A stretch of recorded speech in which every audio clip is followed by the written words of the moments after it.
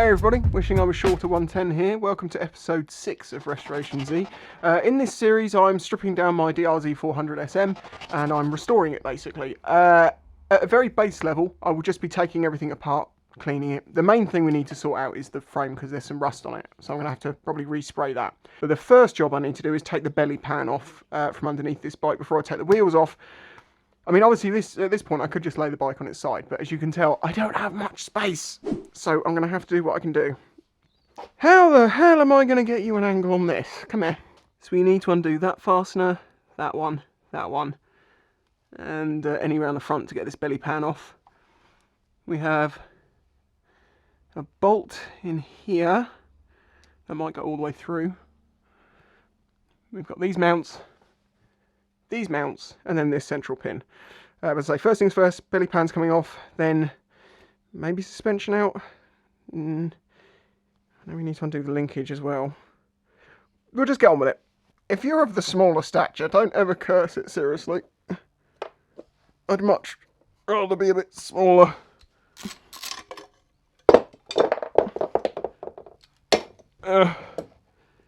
You're good. That could definitely do with a good old clean.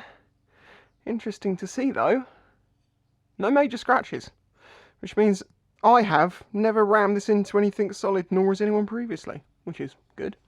I'm going to have to bag these bolts up. Bagged up nuts and bolts, go with that.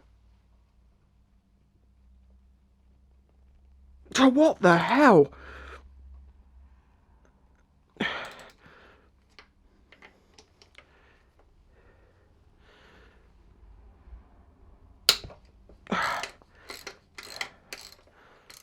Because this suspension is so jacked up, it's actually pushing apart. So I'm going to loosen off these rings.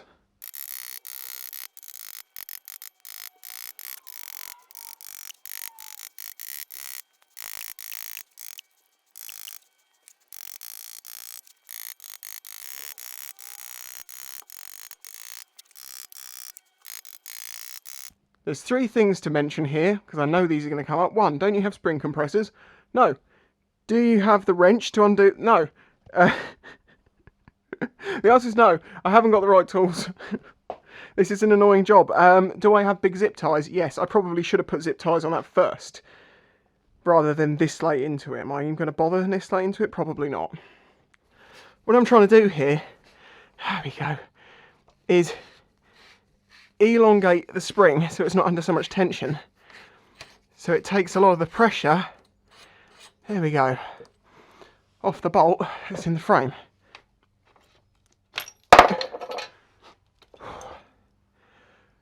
Sorry, I'm probably skipping quite a bit here because it's really difficult to show you. This is the lowering, or actually the raising links, the dog bones, from underneath the suspension linkage. That's how it came off the bike. I'm actually going to write that. I think I've written an R, an up. Well, I just remember, well, it can't be that. Yeah, it has to be that way around. Oh, that could be that way. But then they might be equal. But the spaces are different. The suspension is out. I must apologise. Someone who left a comment and said, you've got some nasty gouges out of your reservoir. I was like, do you mean this scraping? Because that scraping was completely normal.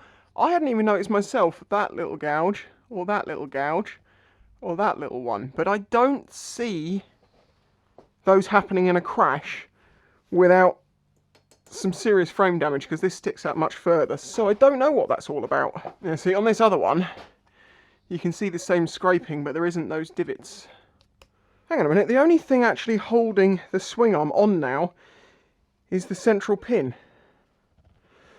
so let's just try cracking that off and seeing if I can actually take the swing arm off now. This is the one I've been dreading.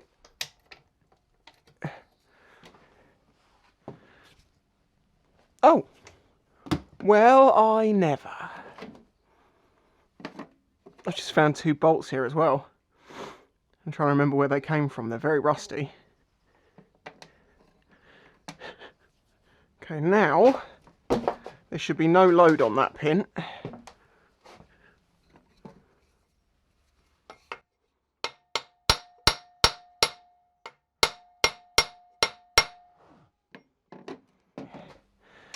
So they're loose. That's loose.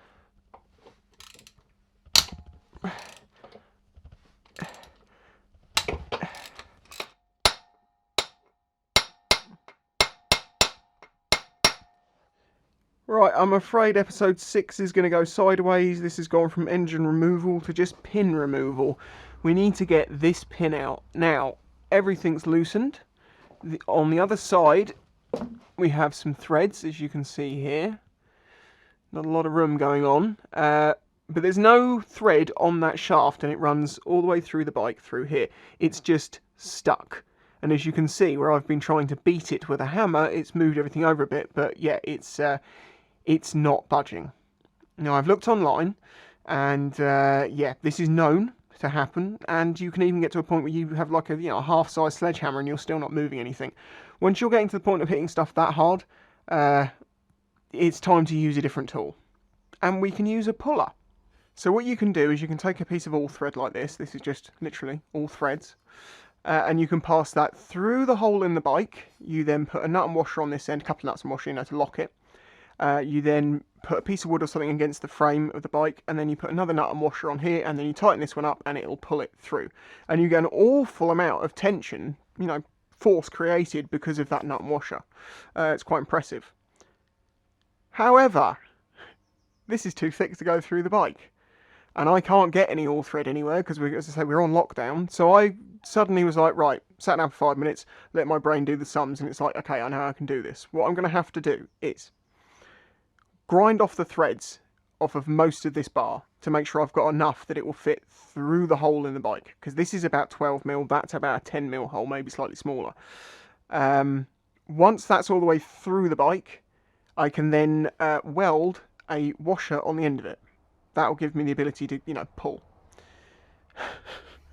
Then we have a piece of wood on this side, and we use the piece of threads that we've got left to tighten the nut down to start to pull it. If we run out of threads before it's out, we will have to put another piece of wood on here to allow us to pull it a bit more. I won't be able to pull it all the way, obviously, because the washer is going to be bigger than the hole it's coming through. Also, when we do get it, and I'm hoping that all I need to do is just get it that first crack moving. I'm hoping it's not going to need that the whole way. Or at least if it does, I can get like I don't know, I can think of something else once it's out a little bit. But then, of course, we won't be able to pass the bar through the frame that way because we need the threads, and they'll be too big to go through the bike. So I'll have to grind off the washer to remove the tool. It's MacGyver-y. It's stupid, you'd never do it this way, you'd just go and buy some smaller all thread, but I literally don't have any. Oh! Oh, how long are the axle sliders? Hold on. Oh, come on. Don't do this. I will hold it by hand and... Ow! Oh, if this is too short, I swear I will cry. Skateboard wheel axle sliders with smaller all thread. But is it long enough?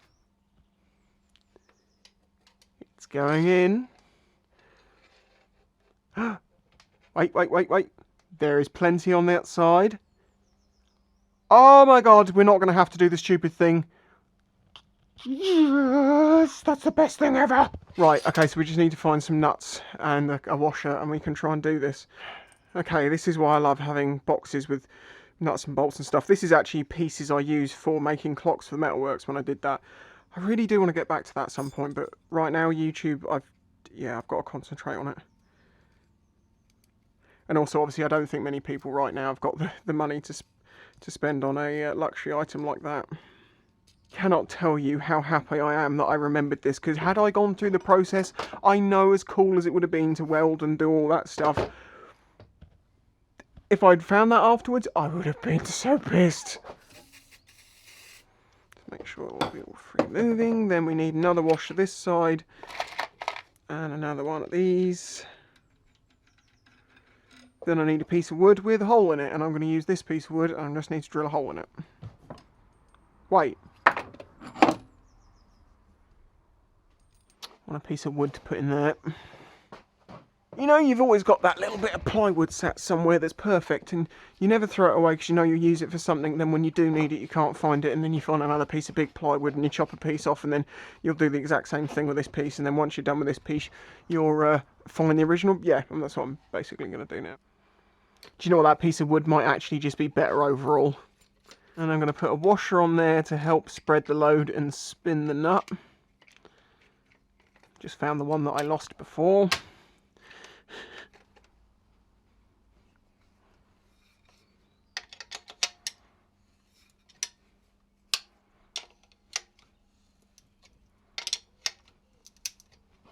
Or if I try giving this a whack.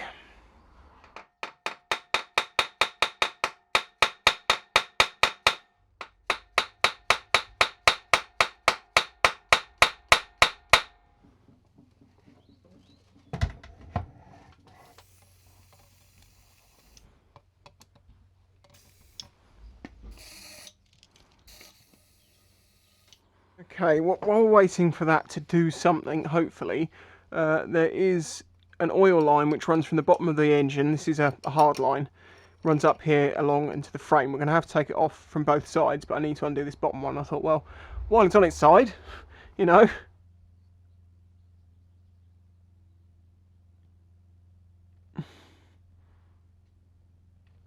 Oh no.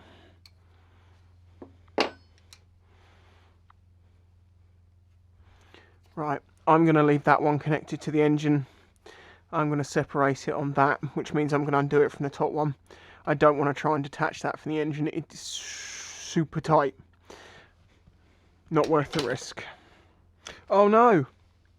I have to. I don't have a choice because I've got to get this bolt out and it goes all the way through. Oh no!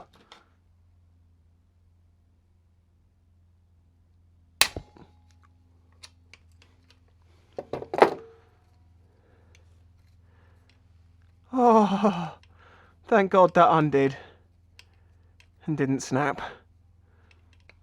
Okay, so that just lifts off. We've got a little opening there. I want to keep that clean. 8mm.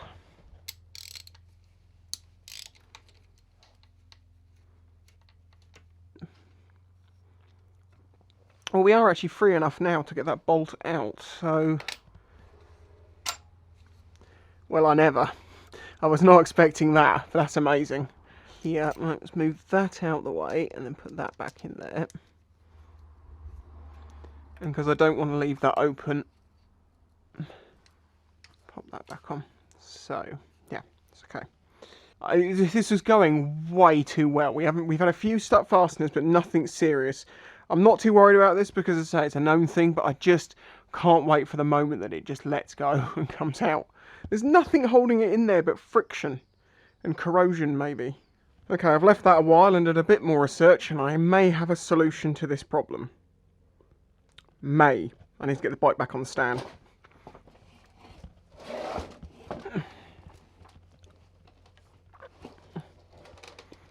Okay.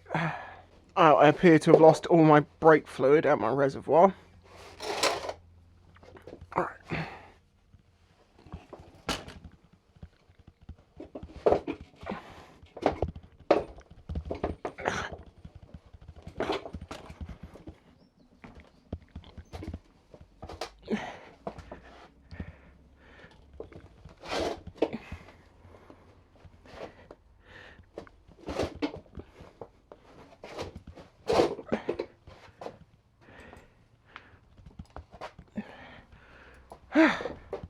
What I believe I need to do is actually detach the engine mount completely and try and lift the engine in place, because the bolt won't turn and it should break the corrosion.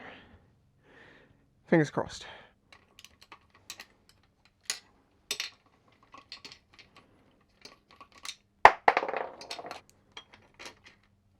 Okay, so that's one engine mount out.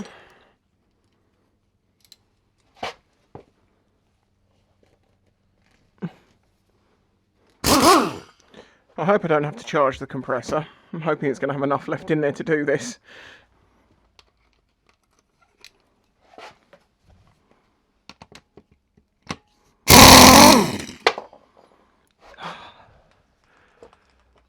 Yes! See? The right tools.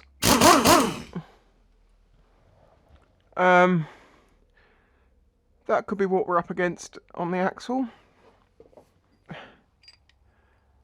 There's an absolute shed ton of thread locker on these. Not on these though.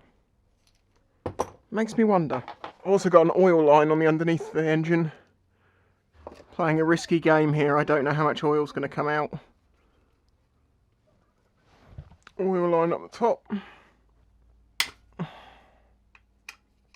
So that mount's undone, that's undone, that's undone, that's undone. I need to take the carb off, that's going to be in the way.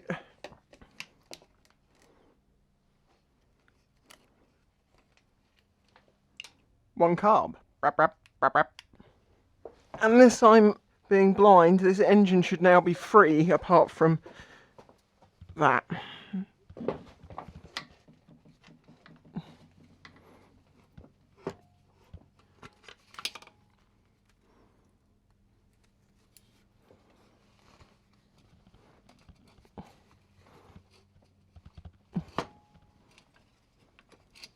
What I'm basically doing there is lifting the engine because this pin can't twist. It's making everything move. So we've broken the corrosion on there. It is moving. So I guess we can just try and wind it out again.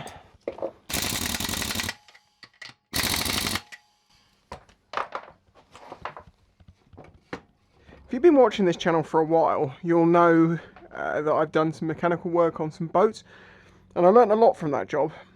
And one of the things that my boss would always say to me is brute force and ignorance, because I wasn't ever that willing to use it. Well, I've checked everything. It's all I can do.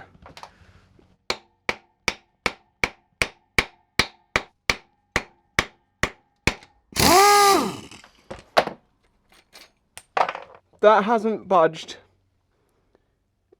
even a fraction of anything. Okay, well, continuing with the brute force and ignorance, so I just had a quick word with Jake and was like, Jake, can you think of anything? And he's like, hit it really hard. And I'm like, I have been doing that. He's not, no, hit it hard. And I'm like, I'm hitting it really, really hard here. And I've just been trying to sort of send it backwards and forwards, and I think I've got some movement out of it now. So I quickly whack the camera back on, and maybe magic will happen.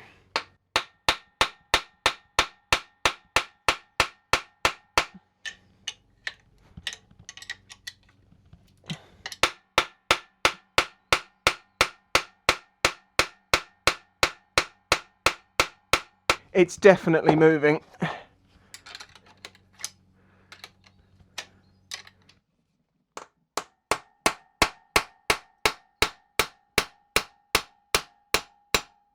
Oh, that's definite movement.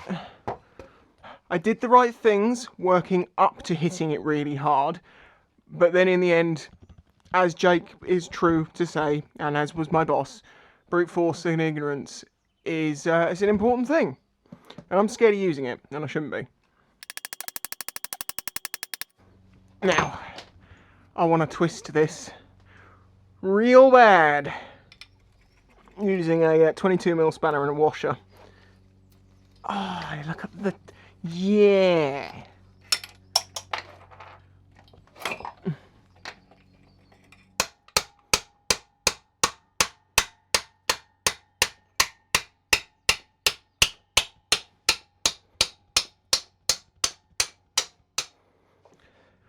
That noise, that dun dun dun dun dun dun dun dun, is like the best noise you could ever hear in the world.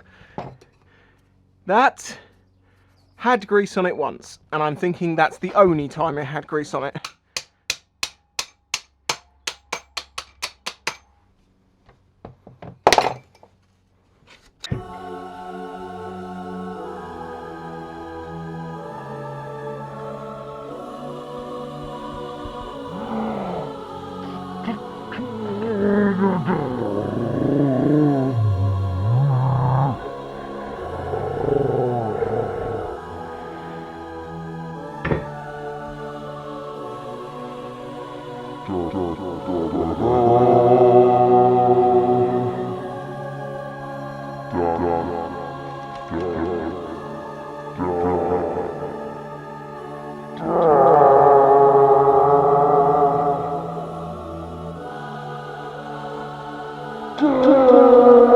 We might actually achieve the task in today's video after all, because as far as I'm concerned,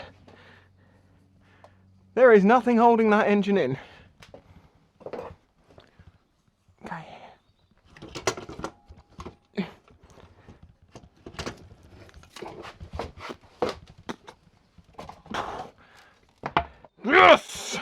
I cannot tell you how goddamn happy I am right now. Oh, ease now. So we have one engine which needs a damn good clean up. We have one frame which is extremely grotty and needs some work done to it. We still need to take this off, but that's, you know, that's simple now. And now it's going to be a matter of just cleaning everything up. So in the next part, it will be getting the headstock off, and then from that point onwards, it's going to be an awful lot of cleaning, assessing, painting, cleaning, doing this, cleaning, putting stuff back together, cleaning. Did I mention we were going to probably do some cleaning? Because we will do that as well as some cleaning. Derek is going to be amazing. Yes, it is scary to rip a bike down like this, but the deeper I've got into it, the more excited I am, because I realise it ain't that hard. I know what I'm doing. I can't wait to fix all the jobs I've always wanted to. And it's only going to be possible with the support of you guys. So if you want to go and join Patreon, help me out on this, I would really, really appreciate that. Don't forget to leave a like, and I'll catch you in the next one. God damn, I did not think I was going to achieve that today. Awesome. If you enjoyed this video, please remember to hit the like button and subscribe to see future videos. This channel is made possible by the support of the audience. Please consider joining my Patreon to get early access to videos, questions answered in the monthly Q&A, your name on screen, and some exclusive content, all for as little as $1 a month. You can also check out the links in the description to my merch and other ways to directly support the channel. Thanks for watching.